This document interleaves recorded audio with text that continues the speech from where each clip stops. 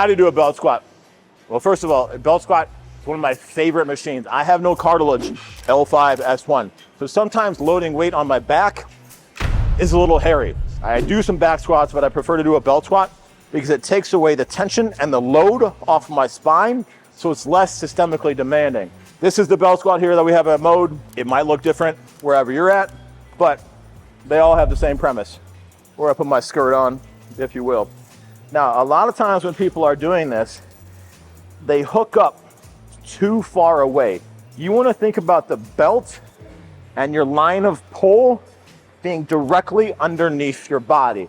Your foot position can be a little bit wider with the feet turned out, which will get more glutes, which will give you more of a hip hinge, or they can be a little bit closer and get more quads as we have more knee flexion here.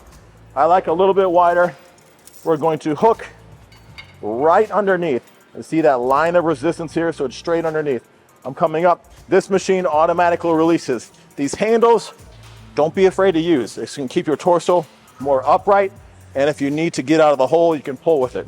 So we're going to sink down slowly, get that nice stretch down, push my knees out. I'm driving on the way up, squeeze to the glutes, push the knees out, drive through. I like thinking about pushing from the outside part of my feet, so I'm naturally pushing those knees out. Get as low as you can without tucking the hips underneath you. So we're stretching through the glutes, quads loaded, drive up. If you want to make it harder on the quads, we bring the feet in a little bit closer and we have more of that knee flexion.